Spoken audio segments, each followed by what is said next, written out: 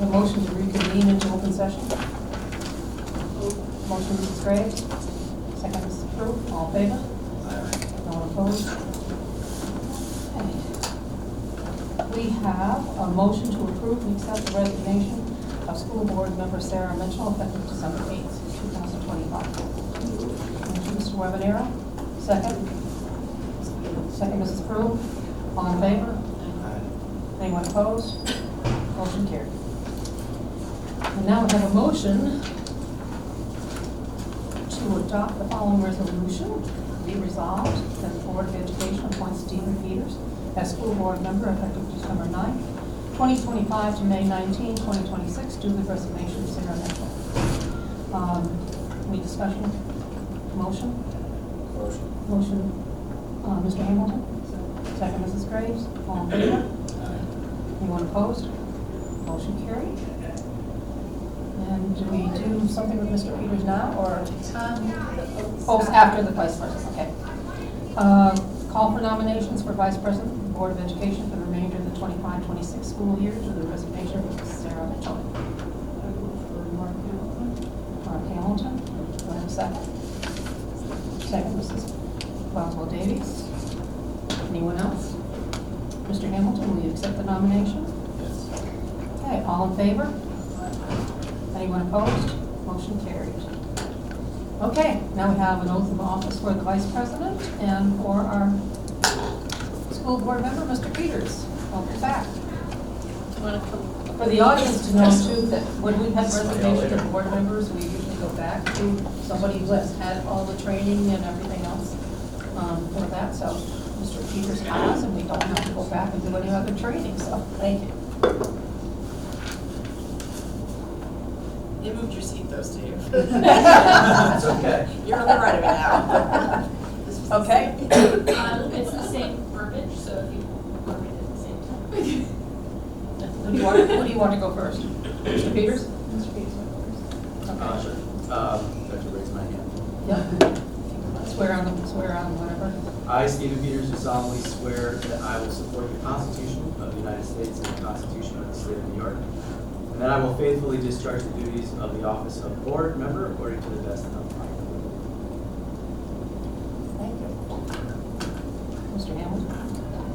I, Mark Hamilton, do solemnly swear I will support the Constitution of the United States and the Constitution of the State of New York, and I will faithfully discharge the duties of the office of Vice President of the Board of Education according to the best of my ability. Thank you. Thank you both for doing that. Okay, Pledge of Allegiance. I pledge allegiance to the flag of the United States of America, and to the republic for which it stands, one nation, under God, indivisible, with liberty and justice for all. Roll call.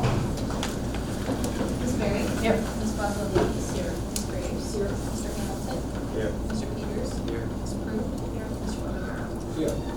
Motion to approve the agenda as written. Oh, and we've got two agendas, in addition to personnel and merger. So motion, Mr. Webanero. Second, Mrs. Boswell Davies. All in favor? Anyone opposed? Motion carried. To approve the meeting of the minutes of December 9th. Motion. Motion, Mrs. Peru. Second. Mrs. Boswell Davies. All in favor? Anyone opposed? Motion carried. And we'd like to recognize board member Sarah Mitchell for her 7 years of dedicated service to the Board of Education beginning in 2018. Since 2019, Sarah has provided exceptional leadership in her role as acting vice president. Her commitment is evident in the countless hours she has volunteered, consistently advocating for the best interests of our students, employees, and community members. We deeply value her collaborative spirit and tireless dedication to the district's mission. Thank you, Sarah Mitchell. Thank you. So we'll make sure we get that little recognition and a certificate of some sort and send to her. Thank you so much. And no one signed up for public comment? Okay, and tonight we have Maggie with us. So Maggie, hear from you. Good evening. Our high school student council is proudly moving forward with our annual Adopt a Family initiative. Once again, we have partnered with the Middle School Student Council, National Honor Society, and our community collaborator, Brent Ames, General Manager of the BCI Lakeside Plattsburgh Division. This year, we are supporting 7 families within our building. The student council works directly with each family to identify essential needs and a few special wishes for their children. A giving tree is then placed in the faculty room where staff members can select a tag and purchase a gift. Any remaining items along with food and gift cards are funded through the student council. This continues to be a meaningful and impact tradition for our district, one that our students look forward to each year.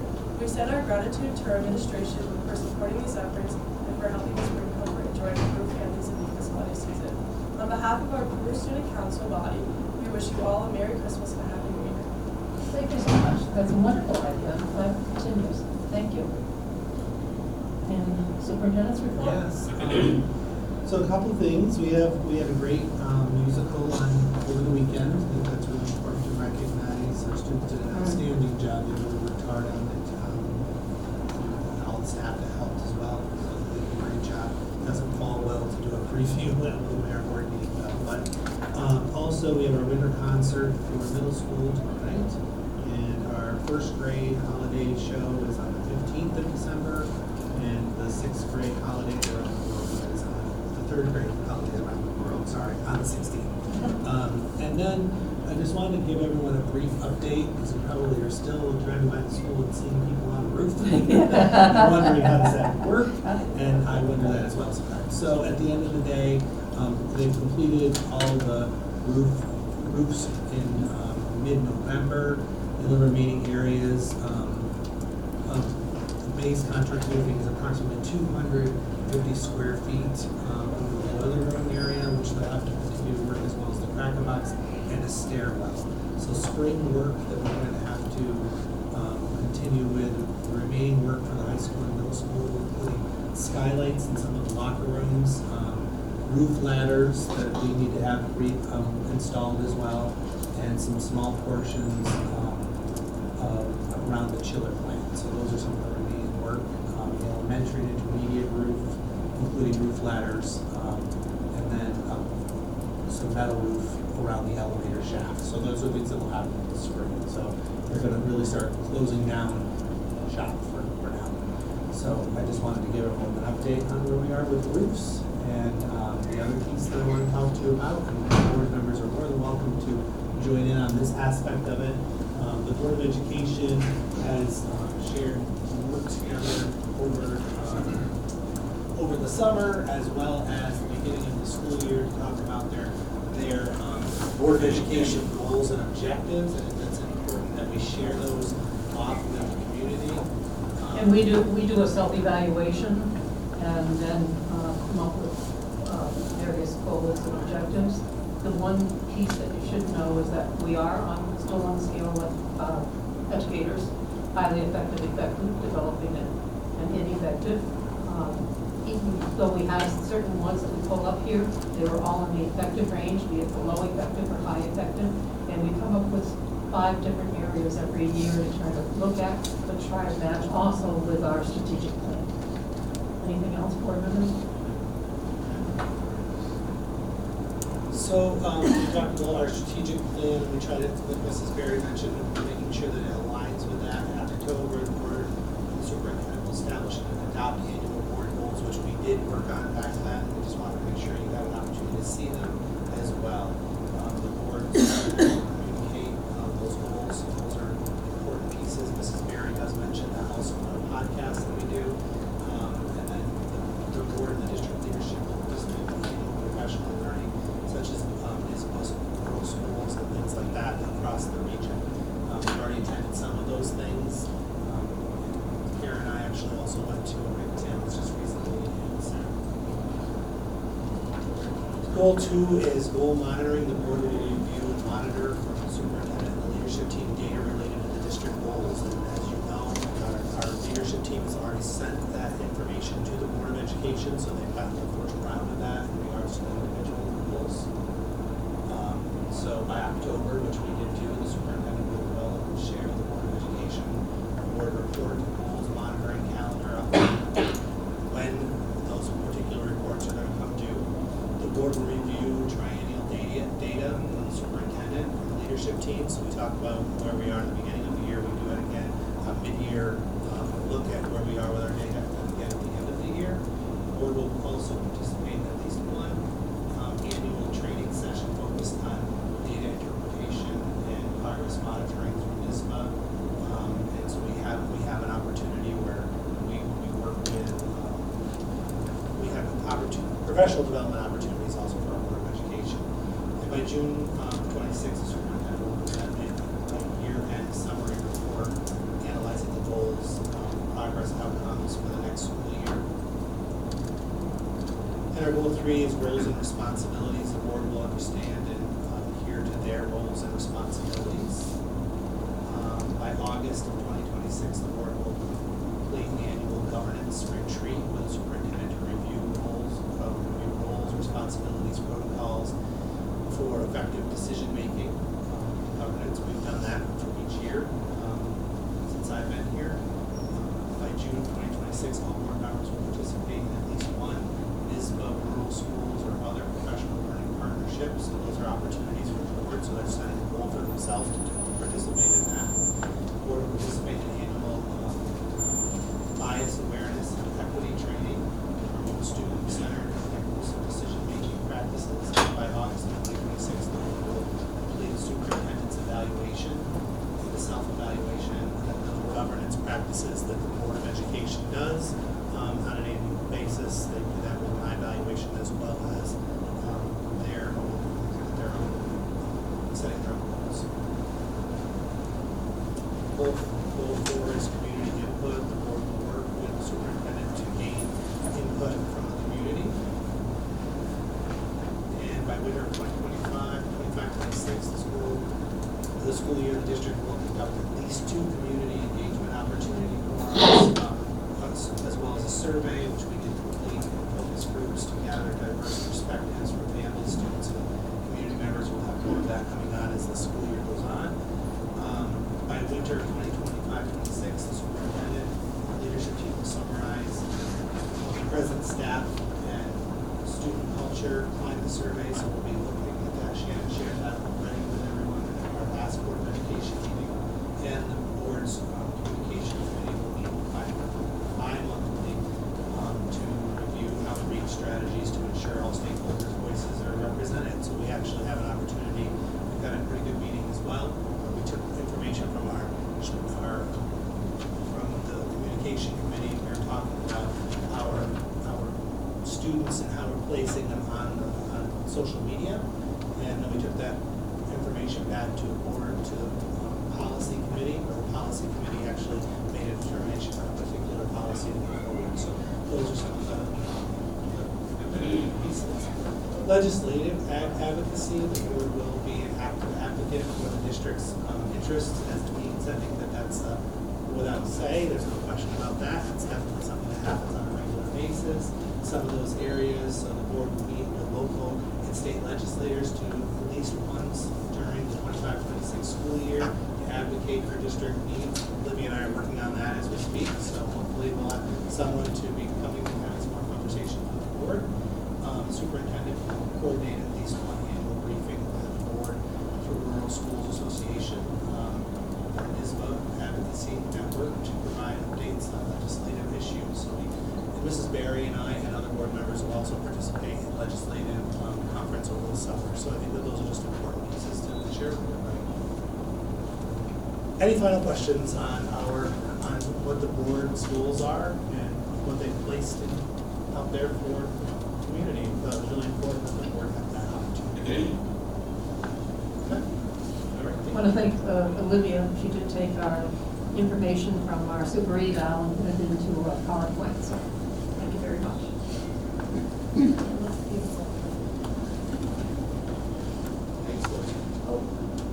We do have it all updated in super eval.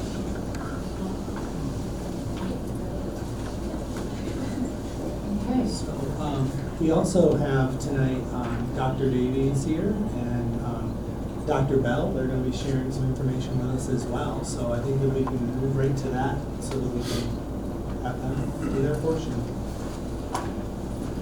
Just in time. Just in time. Perfect time. There is an important basketball game I want you to know. So we got Start. We've thought they were here for our presentation. Yeah. We just, we want to go out there and see that. Some of us want to go see it. There you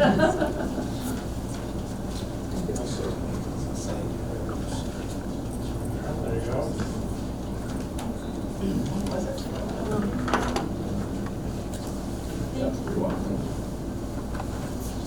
Thank you. Yeah. Oh, I touched it. We have new mics that we're testing out, and I have to touch it. I go back.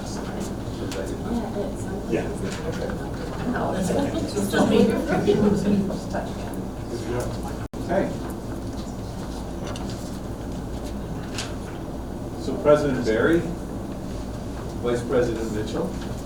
No, it's now Hamilton. It's now Hamilton. That was- Mrs. Vice Mitchell, Pres- Mrs. Mitchell just resigned because she is Okay. now a justice for the town of Peru. Okay, so Vice President Hamilton, thank you. Yeah.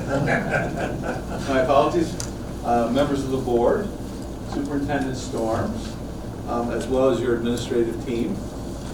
We thank you for the opportunity to be here this evening, and all of your attendees and staff and student board members. Very pleased to be here this evening and share our greetings from CVS, and also to be here this evening with Dr. Eric Bell, who's our Deputy Superintendent. As we start off, I'd like to first acknowledge Mr. Webanero, who is your Peru board member, but he's also our BOCES representative. So he is an active board member who does a phenomenal job representing your district, representing the region, all of your students as well as students throughout the region. Mr. Webanero, it's a pleasure working with you. We'd love to have you weigh in at the end of Dr. Bell's presentation as well and just share some feedback and you're a really valuable board member. It's been a pleasure working with you. It is a pleasure working with you, and we'd love for that opportunity. Okay? So I am going to be very brief in my portion of the presentation, but first, and I would be remiss if I didn't acknowledge your superintendent, Mr. Storms. It is a pleasure to work with him as your representative at our Chief School Officers table. He's a member of our board of directors, our CEWW Health Insurance Consortium Workers' Compensation Board of Directors. Very well regarded and highly respected at our Chief School Officers table. His input, his feedback, his insights, very valuable. Mr. Storms, it's a pleasure to work with you at that level, but also have you represent your district and all of your colleagues and administrators and team members and staff who work with us so closely. And your district is a tremendous partner in working with us. And so we're honored to be here this evening for our annual update. But I'm especially pleased to be here with Dr. Bell this evening, and who's going to be providing an update on management services, but also our capital expansions. Okay, so it's a privilege to be here and also represent and see a lot of friendly faces in the audience, but also bring CVS greetings and holiday greetings as well. I will just share with you a couple of brief updates about the folder that you have in front of you. This is an updated CVS folder for 25-26. You'll notice there are updated photos and active photos from current, as well as our various programs and offerings, and really a quick summary about everything that we provide. As you open your folder, you will have a handout of the PowerPoint presentation that Dr. Bell will be sharing. You also have updated fact sheets. The updated fact sheets, as you know, for those of you who are able to look at it, these are static, but they're up to date, and they're also reflective of our website. So if you go to our website and you can click on the links, you'll see videos, you'll see pictures, you'll see additional information, and all of that is very well done. And I know our communication service is supportive of you as well, and your board clerk is. We're so pleased, to have her working with you now as well. Miss Olivia is a phenomenal individual who I know is doing a great job for you as well. So there's a lot of friends and colleagues that we have here at the BOCES, SCARE as well. So with that being said, I will just share with you, it's a privilege to share all this updated information and know that it's up to date and current, and we have worked really diligently to make sure that it's available to you so that you can gather more information as you wish. With that said, this evening's presentation is going to be provided by Dr. Bell. Dr. Bell is our deputy superintendent, has been with us now 8 years. And it's a privilege to have Dr. Bell here this evening and really spotlight his leadership, but also the information about Peru and your active engagement with our BOCES and the support that your district brings. Dr. Bell is a very highly regarded leader throughout the region and throughout the state.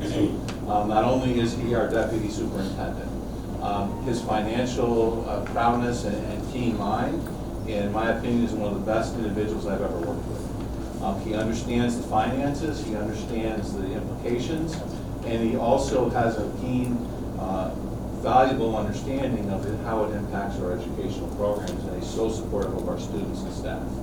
Why? Because every educational decision has a cost, but every financial decision impacts the educational program as well. So they're intimately connected. And Dr. Bell understands it at the highest level. He's been integral in not only our capital projects, but in strong budgetary representation, representing our districts and making sure that there's wise investments of your monies, as well as a stewardship of all the resources that you bring. So without further ado, I'd like to introduce to you our Deputy Superintendent, a man of highest integrity and great understanding, a great father, a great leader, and our Deputy Superintendent. So, Dr. Bell. Thank you. Now that expectations are extremely high, bring them back down.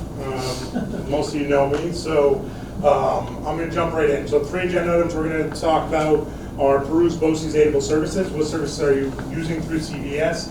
What surplus is driven by that, and then what BOCES aid you receive back on it. Second thing is management services, which is I oversee that division. We'll cover that in detail, and then our facilities expansion. So first up, I have to talk to this board about our administrative budget. It's the one budget at CVS you actually vote on as a board. When you hear administrative budget, the first thing you think of is administrators. I'm here to tell you we have 0 principals in this budget. There's no directors in this budget. It really is, it's our district superintendent's office, and it's what it takes to run a BOCES. So payroll, HR, accounts payable, purchasing, all those costs must run through our administrative budget. And then the largest portion of it, 80% of this budget, is retiree health insurance costs. Every dollar for retiree health insurance costs must run through this budget. Last year, our budget was $7.7 million. We were able to come in well below budget, so we had $324,000 surplus on that. BOCES aid was paid out to our districts about $3.2 million, so the net cost to our component districts was $4.2 million. Now, what is Peru's share of that? That is based on our WADA, resident weighted average daily attendance, and we take our WADA and compare it to our other 16 or other 15 component school districts, and you get a percent share of that budget. Yours is just over 13%, so you gain. You take on just over 13% of that budget, which equates to about $1 million, to which you also receive $43,000 in surplus, which reduces your cost, and then had an aid flowing about $700,000 was paid by the state to Peru and BOCES aid, driving a net cost on the admin budget of just below $300,000, or 29% of the billed amount.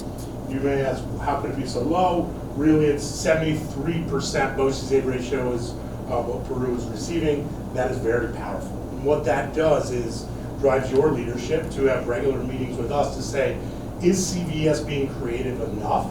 Is CVS meeting our needs? What more can you do to support us? We also have conversations around what do you currently provide that we're not participating in, right? Because your leadership sees the value in this, and we want to make sure that we are being strong partners to meet Peru's needs.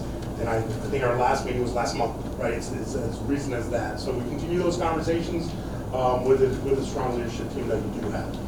So diving into other BOCES aidable services that we have, CT, Career and Technical Education, is one of our larger ones in our CV Tech division. So you can see here, last school year, Peru sent 107 students to CV Tech.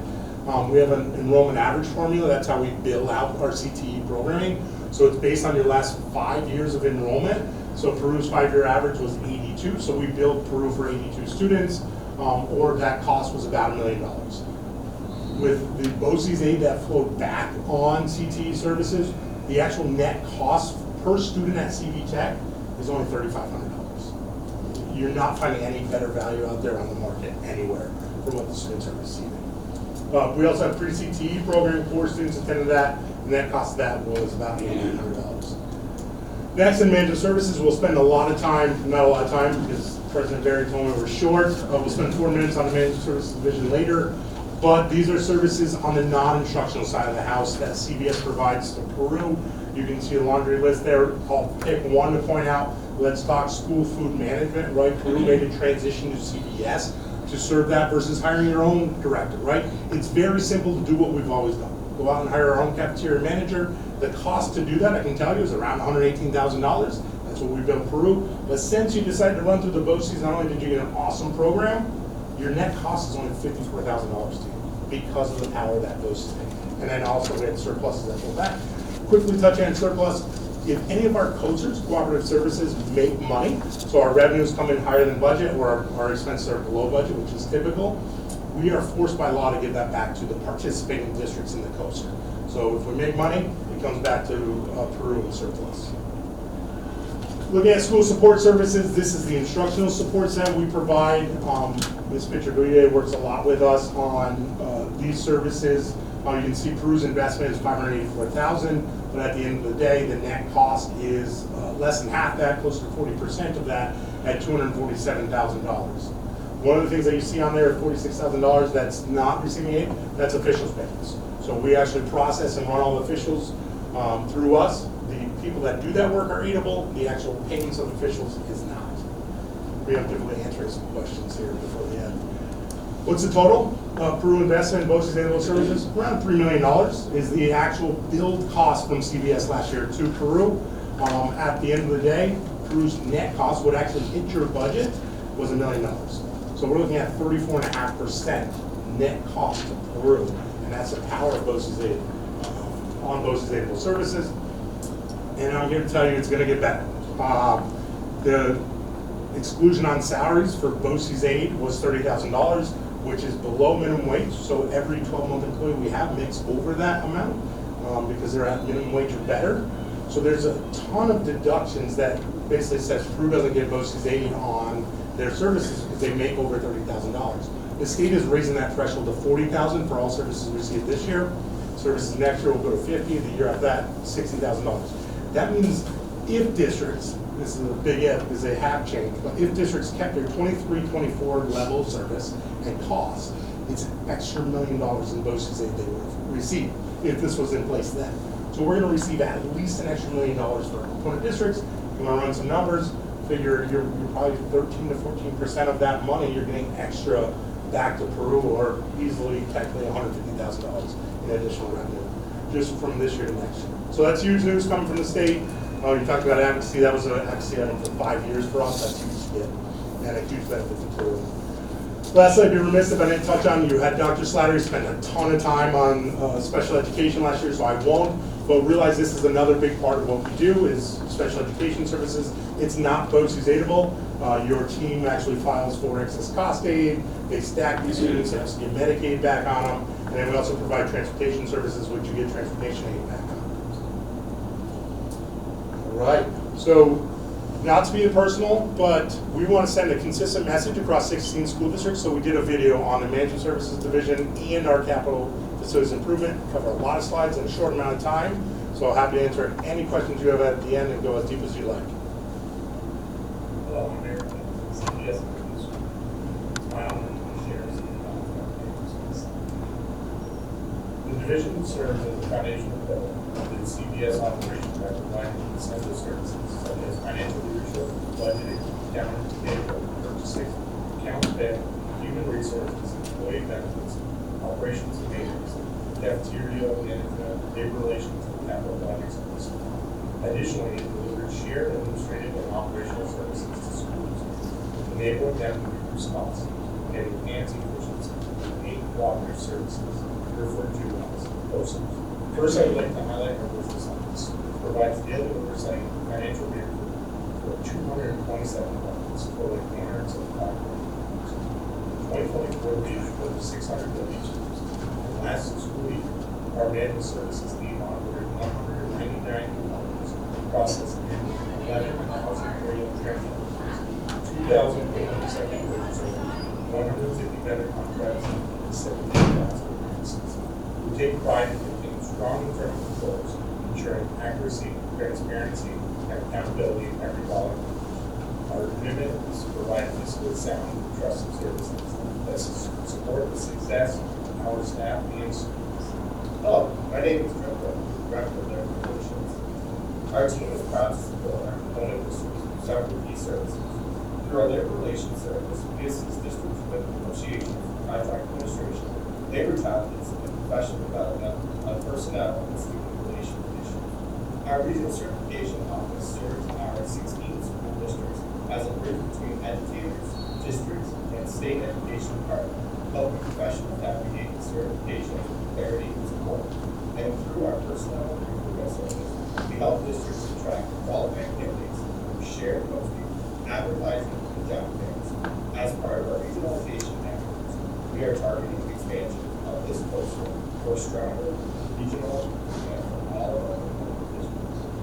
Hello, I'm Vicki Tarun, Benefits Director at CBES. Our office coordinates the CEWW Health Insurance and Workers' Compensation Consortium, serving our BOCES and our affiliate school districts.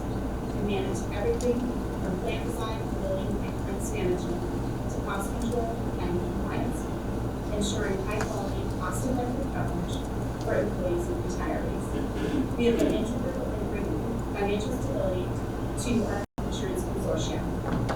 We also provide employee benefit plan administration, including FSA, HRA, and HSA programs, offering user-friendly, school-focused tools and responsive service. Lastly, our team oversees Affordable Care Act management and reporting, ensuring full compliance and dedicated support for every participating district. Hi, I'm David Reedy, Business Manager at CBES. Our Central Business Office, or CBO, provides a full suite of simple financial services designed to support and strengthen our component districts.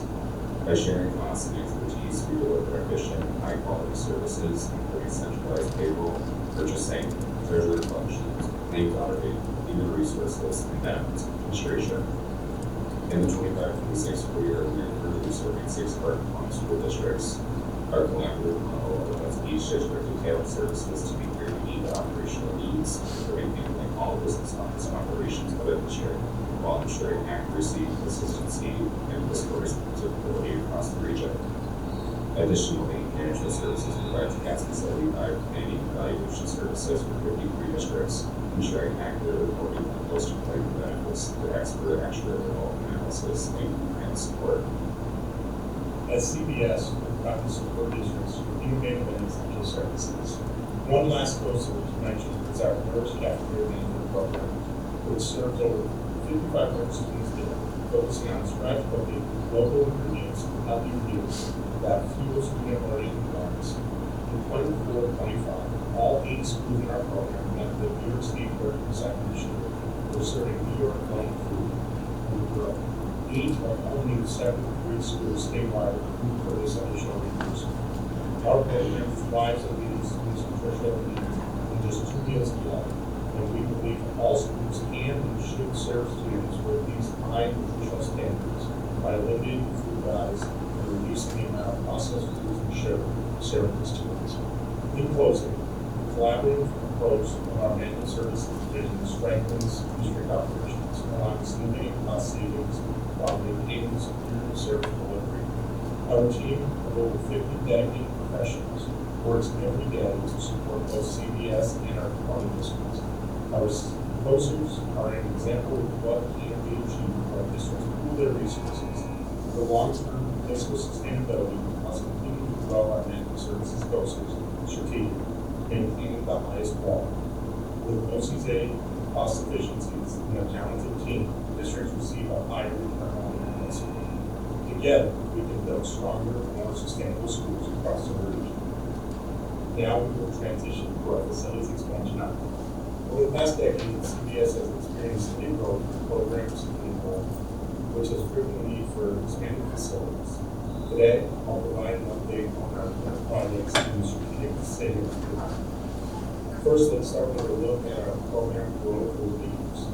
Our Rise Center for Success has grown by nearly 60% in enrollment over the last 10 years, and CB Tech has seen a 35% increase. In CB Tech, Our classroom capacity has been reached in many programs with no room for expansion. We currently have 43% of juniors and seniors of our component school districts attending CBD. Special ed programming has expanded significantly, with classroom spaces increasing from 26 in 2019 from 20 to 33 this year. We have reached our existing facilities capacity with no room for expansion. Currently, CBS operates 3 home campuses in several leased locations throughout the country. To address capacity challenges, we evaluated 2 options: building new on our home versus building new in leasing. Constructing a new facility would take at least 8 years and significantly impact district tax base. In contrast, the lease arrangement allows us to move into a new CTE center by July 2026 and a new Mineville campus by July 2028. With full BOCES aid on these costs and minimal local tax impact. This approach is efficient with significantly lower construction costs and higher speed while avoiding long-term debt for districts. The lease partnership is with CIDC. They purchased the land, all the construction contracts, and that release with CBES. The developer is forming development companies, and the building is BPL. Now let's take a look at the new CTE center in Foxborough. The new building will be a 155,000 square foot facility and a 12,000 square foot accessory building with high bay lab spaces, modern classrooms, and collaborative spaces. Construction began in March 2025, and as you can see from these drone photos, progress is on schedule for completion in June 2026. These images show the interior and exterior work completed as of November 10, 2025. The building is taking shape, and significant progress has happened since these photos were taken. In addition to the new CPE Center, we are planning for expanded programming at the CBS Plattsburgh campus to meet growing demand for specialized services. This expansion will be contingent upon staffing and done over multiple years. As you can see, we are targeting 6 CB Tech classrooms on for conversion to improve our specialized programs. The 20-year lease for our new CB Center in Plattsburgh ensures predictable costs and full aid. The total year 1 lease cost is projected at $2.63 billion with a net cost to districts of $1.27 million, which is part of the BOCES capital schools and under district's tax cap. The overall tax impact across all our 20 school districts for next school year is estimated at 0.7%. At the end of the lease, CBS has an agreement allowing them to buy the building and unify public vote for whatever is remaining on the bonds of the building currently estimated to be less than $500,000. Here's a look at the project time. With construction starting in March 2025, we are on track for the construction to be completed by the end of June 2026, with programming starting in September. Beyond education, this project will serve as a catalyst for workforce development and economic growth in the North, strengthening partnerships with local businesses and industries while providing clear opportunities for students. We have begun a similar process in Essex County. Our CBS Mineville campus, built in 1969, is at capacity with no room for expansion. The campus is home to our Rice Center for Success, the CB Tech program. Through multiple capital projects over the last 12 years, we have invested $6 million into the facility to address critical infrastructure needs. To continue to maintain the campus requires significant future capital work, estimated at over $7.4 million in priority needs. To maintain our current programming, these improvements would not expand upon our offerings, but would rather retain what we have. When comparing our options for expansion in Mineville, we looked at, in addition, having 2 RISE classrooms in a CB Tech culinary education. The net cost to districts after aid was projected at $4.4 million. This is above and beyond the $7.4 million aforementioned capital work needed. Whereas a new building for the lease has a net present value of just $13.4 million.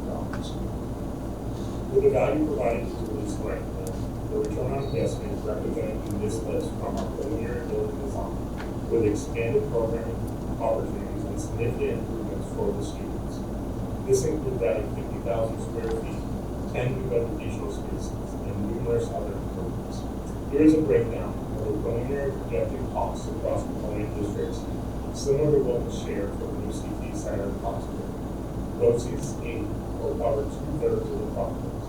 The impact of this lease is projected at 0.59% of district's tax caps and will not take effect until 2028-2029. Property acquisition for Essex County is under contract for 40.5 acres of land within 1 mile of the existing campus. The CBS board approved an option for lease agreement with CIDC on November 12th. A look at the timelines of the Essex County bill has groundbreaking targeted for fall 2026 and construction completed in June 2028. As part of our facilities expansion plan, CBS has sold land for Lake Fountain for $420,000 and anticipates selling the CBS Minot campus in the fall of 2028, with all proceeds going to our component school districts. In closing, these projects position CBS and our component districts well to meet the educational and workforce needs of our region for decades to come. Thank you for your continued support, and we'll be happy to answer any questions you have at this time. Thank you. Any questions? Okay, so at this time, we'd like to ask Mr. Webanero, who is your board member, but also our CBS board representative, to share insights, feedback, and any comments you'd like. Sure, thank you. Yeah, I would just say, Dr. Bell said maybe this video is a little impersonal, and I just want to note that as far as the CBS administration team and faculty goes, it's very personal. When you're at these board meetings and you see members of the admin team or faculty present, you can tell how deeply personal this mission is to them, not just for the individual schools and component districts they represent. Dr. Davey talked about representation earlier, and I think CBS and the BOCES organization does such a phenomenal job advocating for the entire North Country at the state level. Right? I think oftentimes we feel like maybe the North Country is kind of neglected at the state level and not paid as much attention to as some of the cities down south. And I've just seen, I mean, even the Commissioner of Education visiting and just how impressed she was with what's going on in this district and what's going on in individual schools. And so the level of advocacy that occurs has been phenomenal. Dr. Davey shared some praise for Dr. Bell earlier, and I think this new building is one of those examples. He is a financial hawk, and what he does with the money that our component districts invest in CBS is downright impressive. And I think it's a great balance of being fair to the folks in our community, because it is about reinvesting in our community, but it's also about making sure we do the most with every single dollar we invest into this system, right? And getting as much back from the state as we can, and being really creative in how we collaborate across the different school districts. I think you mentioned we're looking for those coastal opportunities. Is that out there? Is it something that should be out there? Who can we get involved in that conversation? And trying to do that as a group, as a regional entity, but at the same time not losing sight of all the individual school districts, right? Like Peru is unique from Crown Point, is unique from Wilkett Valley, is unique from Plattsburgh, and so making sure that we are individually represented there, on all these awesome regional initiatives. So it's just been, and I think like we talked about on the Peru board, this is one of those few areas that you can still see effective discourse and dialogue and like building despite ideologies and political views. And I would just echo the same with CBS. It's awesome to see, these 15 different board members and the admin team really get together.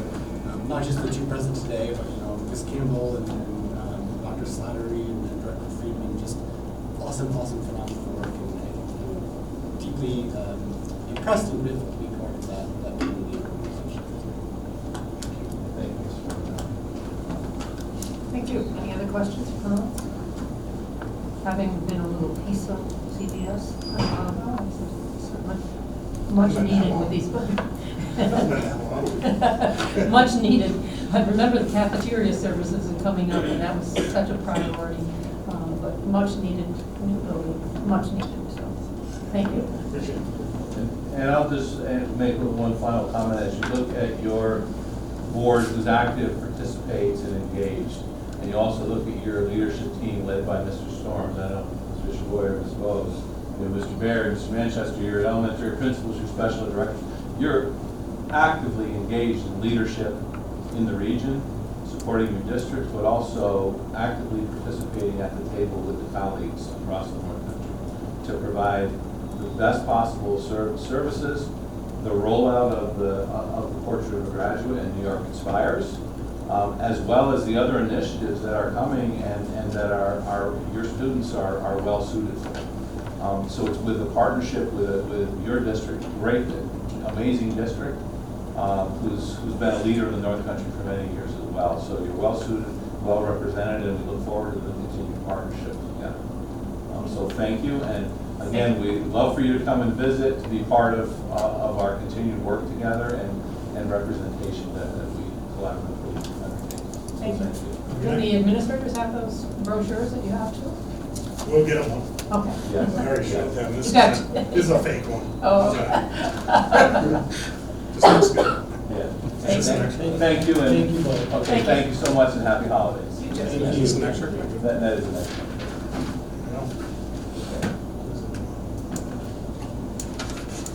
Thank you. Thank you. Okay. And, you know, Dr. Dave, too, our sincere sympathies for your dad's passing. He was up in the room, he was a teacher, so we're proud to have that history with him. He was, and thank you. And when he was a teacher here for over a decade, back in, I know my mother retired, my Yes, aunt retired from the district. He was the regional teacher of the year at the time.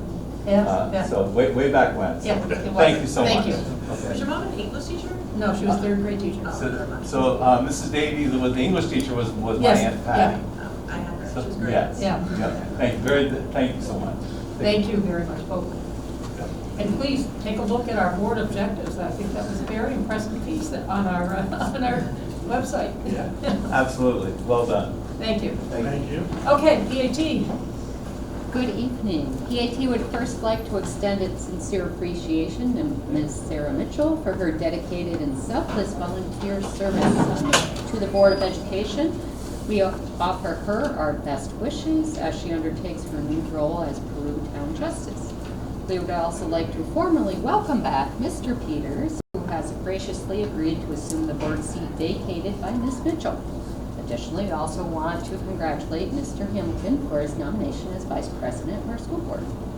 We also want to express our gratitude to the members of the school board for their attentiveness and responsiveness in reopening the Climate and Culture Survey, thereby affording faculty and staff an additional opportunity to provide their perspectives and concerns. Lastly, and most importantly, we extend our warmest wishes for a pleasant and restorative holiday season. May you all enjoy a well-deserved time with family and friends. Thank you very much. Back at you. Okay, and we have an admin report from our athletic coordinator. Fantastic fall season. You guys had to make me wait all that. I know. Well, I tried to give you 50, so. It's amazing. I looked at the PowerPoint earlier. It's just amazing what our students have done. Yeah, it was really great fall. All right, so I changed my layout here to try to make this a little bit quicker. So this year we had roughly 355 student athletes between our middle school and high school levels, which was great for us. We had an amazing fall season from all our teams this year. It was a joy to watch and be part of.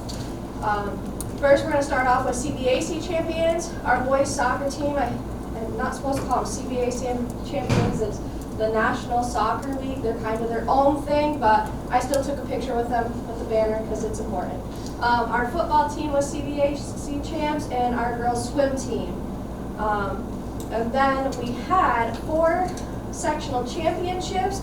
So I'll start with girls soccer. I'll say they were our Cinderella story this year. No one expected girls soccer to win a sectional championship. They played Beekman. They were down 2-0 at halftime and stormed back with a vengeance and won in double overtime with a 3-2 victory.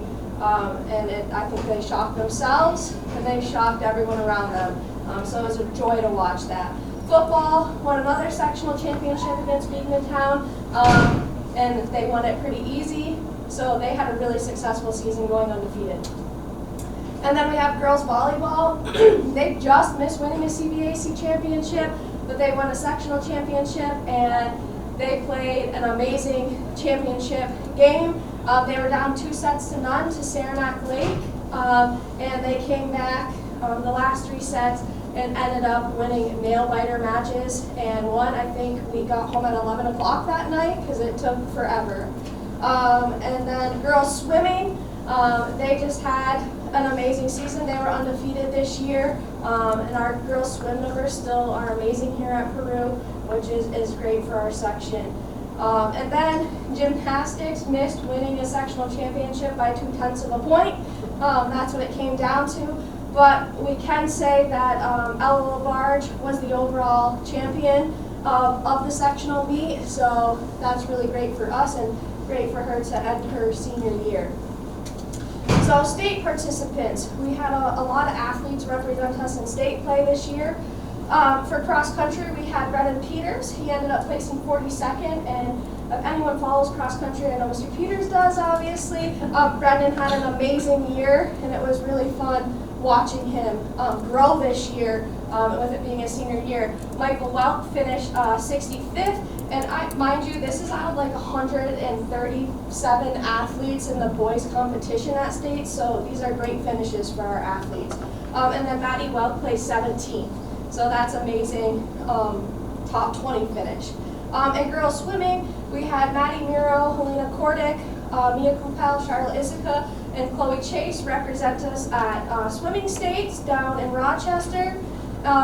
Gymnastics, they don't go to states until March, but our whole team is representing us. They all earned a spot. So Ella LaBarge, Aubrey Narducci, Hannah Giroux, Ava Judd, and Sienna Coolidge all get to represent our school and section at gymnastics states. And then in sub-regional play, our boys football team made it to sub-regionals.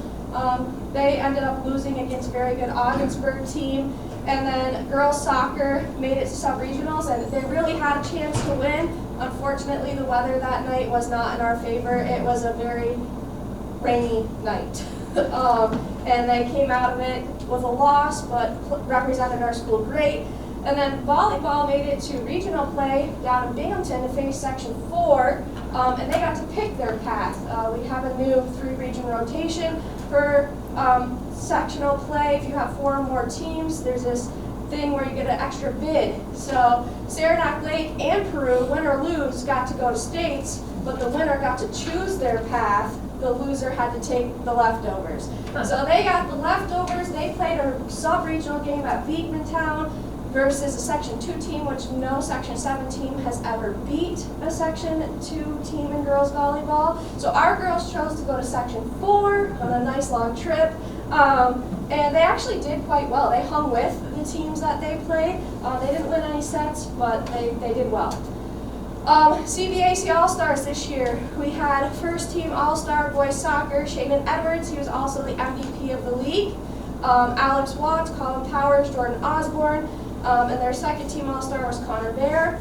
Cross country All-Stars, Michael Welk, Brendan Peters, and then football, we had first team Jake Frechette, he was also the offensive player of the year for football, Wyatt Bridges, Trent Taylor, Layden Delaron, our own Maggie Darrow made first team as a kicker, which is cool. Chase Carpenter, Mason Starkey, and second team was Brody Blaze Smith. And then our girls all-stars, girls soccer, we had Reese Dupree, Maggie Darrow for first team, second team Bella Berry, Maddie Miro, and Piper Deloriers. And then girls volleyball, Natasha Gushla-Merville, Lily Siskavich, Alyssa Dara was Defensive Player of the Year for girls volleyball, and then Vanessa Lawyer's second team. Gymnastics, Ella LaBarge, Aubrey Narducci, Ava Judd, Sienna Coolidge, and Hannah Giroux. Again, our whole team got one. Cool. And then swimming, it's the 5 swimmers that represented us at states also got the All-Stars, and then girls cross country was Maddie Well. So, we also had a couple coaches of the year this fall. Maddie Brassard, in her first season as girls volleyball coach, was coach of the year, and then Coach Ryan O'Connell was football coach of the year for our section. And then I always like when our teams get the right home sportsmanship award winner. As you know, they're representing our school well on the field, and people notice that. So girls soccer and girls gymnastics received the right home sportsmanship award. That's voted on by all the coaches in the section. So a good accomplishment. And then I can't forget about game day cheer. They don't compete in the fall season, but you know, they're more or less bringing the cheer and positive spirit to our football games and pep rally. They kind of are the showpiece of our school pep rally, and they did awesome this fall. And I will say we have some new cheer coaches, and what they're doing with the girls is really been fun to watch this fall and quite amazing. I'm actually excited to see what they do this winter with competitive cheer. Our numbers are really high for it. And then just some big news around athletics. Coach O'Connell was named New York Giants Coach of the Week. And with this, he received $2,000 for his football program, along with, I think, 45 tickets to a New York Giants game next year. And he plans on giving a ticket to each kid that was on his team this year. So they'll have the opportunity to attend that with him, which is neat. Isaac Hathaway made his broadcasting debut on the NFHS network. With the help of Mr. Damiani and Mr. Mitchell, they were able to set up broadcasting stuff in our press box, and he was able to do live play-by-play. This is something he aspires to do in college and make his career, so we were able to provide this opportunity for him, and he's hoping to continue it this winter with doing some possible basketball play-by-play, and with another sportsman in the sports world that does other broadcasting. He's kind of taking him around and showing him different sporting events, so it's a really cool opportunite. All of our fall teams were NISPA Scholar athletes with 90 or above averages, so we have to really pride ourselves on that. And then this fall we launched Final Forms, and I have to say thank you for allowing us this opportunity to use Final Forms for our athletic medical clearance. The nurses were nervous at first with this. I was nervous because I didn't know how the parents were going to respond, but it has been absolutely amazing, and how it's just so nice not to be wasting the paper, and everything's in file, and it transitions from season to season for parents and families. So it really has been a success. So thank you. That's all I have. Thank you, a fantastic season, really. Can I just say something? Yeah. And I'm gonna go off the Board of Education, the goals, objective number 4 for community input. Regarding to student culture and climate culture, I've had several parents, not from one team, but from 3 teams that I can name off of, from the fall, that was very upset with their teams going, some going to states, some going to sub-regionals, some going to regional games. And their students weren't recognized this year. There were no send-offs, there were no acknowledgements via like parents' fairs or anything. Like, it was very disheartening. Some swim team members said they did their send-off from Maple Fields because they didn't feel like they were welcome to do it here. And other teams did send off, but it was, the teams went out, there was no camaraderie amongst the students at all. Like, it was sad, and my heart broke for them. And then it was, oh, we'll do it for Final Four games, or we'll do it for state games. Well, we had swimmers go to states, they had no send-off. We had track, they didn't have a send-off. So why are parents being told that we'll do a send-off for states and Final Four games, but there was nothing.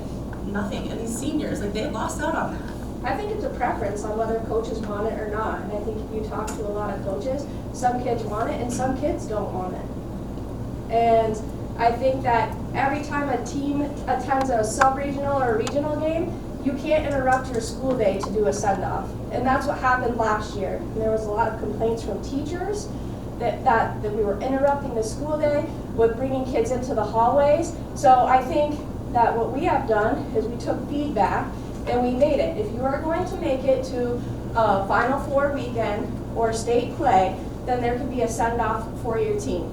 And it's my understanding with other schools around here, they don't do send-offs for every time a team or individuals send. It's what people want. So I think that's why we have kind of put something in place for this year to not do that unless you're going to the big weekend. Now, with the individual athletes, it's with if their coaches want it, and we ask and see if they're interested. And I haven't had anyone come to me running say, we need to do a send-off. Swimming, it's my understanding they've always done it at Maple Field. It wasn't ever asked to come here this year. So Thank you for that input. Yeah. And, you know, maybe during the parent meetings, some of that information Yeah. can be shared. And I think it's Because I something think you some could just don't understand revisit. that whole thing, yeah. I think it's something you could revisit, but I think you Yeah. have to be mindful of how much of a disruption that causes during the school day, because not everybody leaves this place on the same weekend. We're talking, it could be 4 different weekends that we're doing stuff. We could be leaving on a Thursday, then we could turn around and be sending kids on a Friday. So are we gonna interrupt it for everything we do? And a lot of times when they leave, they need to leave at 11 o'clock in the afternoon. We have kids at lunch, we have kids that miss it. We have the teachers who are choosing not to bring their kids out there, so then some kids don't get to participate.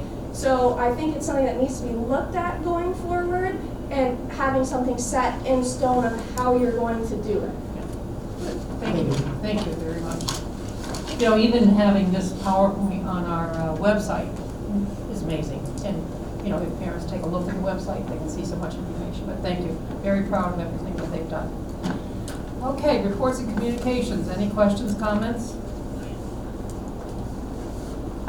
Is there, somebody say something? No? Okay, I have a motion to accept the reports and comments, reports and communications. Motion, Mr. Webanero. Second. Mr. Hamilton. All in favor? Anyone opposed? Motion carried. New business, A through K. Any questions, comments? I just want to thank all the donations that we had. That was amazing, yeah. Anything else? Just a comment, 7F for the budget calendar. I think if we approve this tonight, we can, I think communication is one of our goals. If we can get this out on our social media channels, and maybe like on a recurring basis, you know, not once and done, but I think in the past we've gotten some feedback that people felt like they didn't have a chance to weigh in on a budget conversation, and there's like 6 public meetings to do that, so I think it's some good things or Sure. We can mention it in our podcast too. Oh, yeah. Okay. Anything else? Okay, motion to approve A through K, 7 new business. Motion is approved, second. Mr. Webanero, all in favor? Anyone opposed? Motion carried. Personnel, A through H. And we have one addition. Any comments, questions? A motion to approve A through H. Motion, Mr. Hamilton. Second, Mrs. Graves, all in favor? Anyone opposed? Motion carried. Old unfinished business, our DERP. So let's take a look at A. Any questions, comments? A motion to adopt the following resolution. Resolved that the Board of Education adopt the amended 2025-26 district-wide emergency response plan, also known as the district-wide school safety plan, is presented in a public hearing held on October 14th. Do I have a motion? Motion, Mrs. Prue. Second. Second, Mrs. Graves. All in favor? Anyone opposed? Motion carried. Policy 4000 series. Any questions, comments on that? I apologize, I missed this on the first meeting. It was interesting, so this is policy 4511 talks about textbook selection and says that basically the Board of Education will approve textbooks selected for the classroom based on the nomination and selection process of the administration faculty. And then skip one policy 4513 says that the Board of Education will also approve selection for library media. But then the policy that's in between those two talks about applications and websites and like the digital tools that are used. It basically leaves it up to individual classroom teachers. Which number is that? 4512. And so it just felt like an interesting dichotomy to me that we care about the approval of textbooks, we care about the approval of media content in the library, But when we talk about the educational apps and the websites and all the things that are used, which I think we would agree are by and large replacing textbooks and library content, we don't want that. So I think the question is concern is about consistency across those policies. There's one, some of them are required, so that may be ones, right now I'm not catching the numbers, so some of those might be required. 4511 is local. Okay, no, local notes. And 4513 is local. Okay, because we've tried to, eliminate the ones that are not required, as we sat in our meetings, right? So,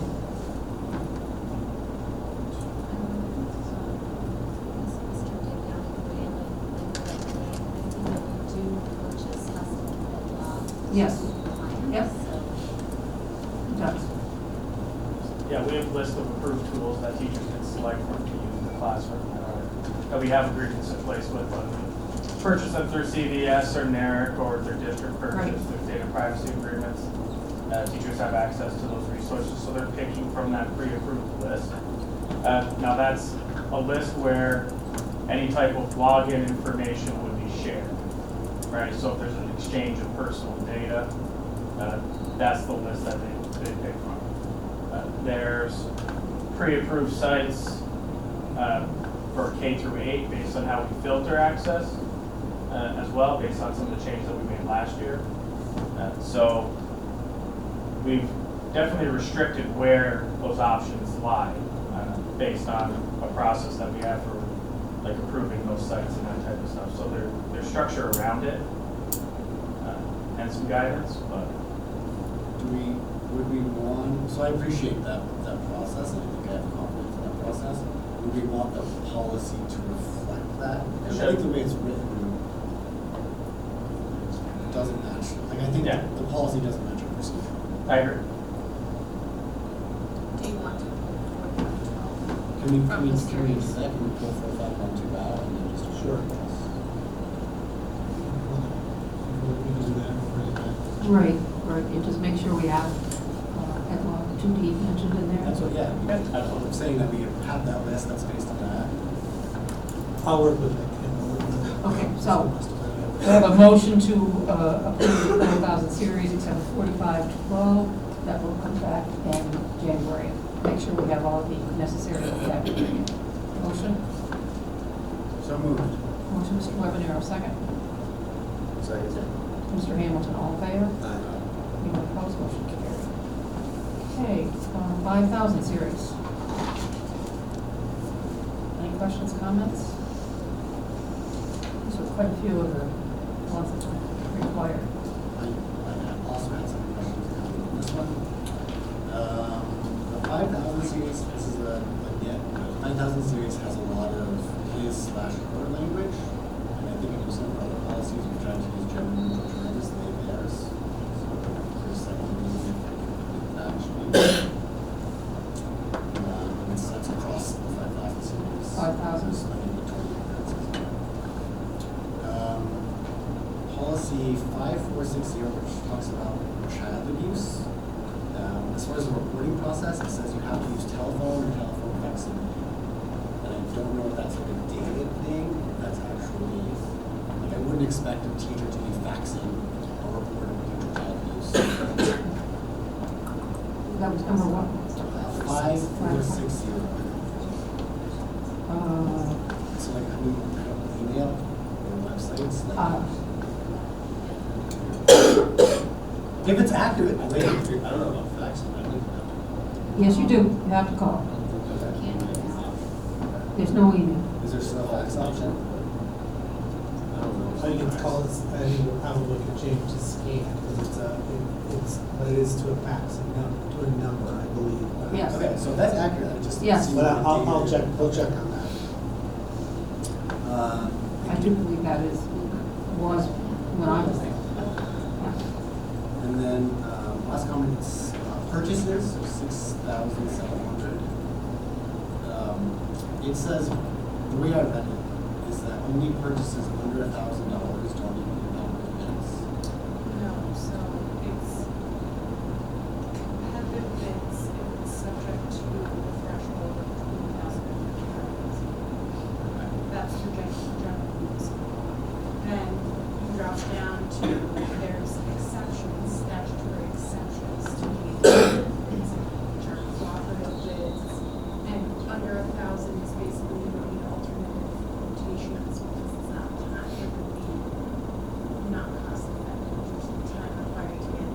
That was my concern, is like, is 1,000 high? Like, just like the time that we're gonna put in. We were at 500, so Yes. the increase to 1,000 is Music to our ears. significant. We So said- it was at 100 for a long time, then it got down to 500. I think, I felt like it was okay, a lot I of don't times know. Jason no, said. I understand. Can it go over? Can it be raised?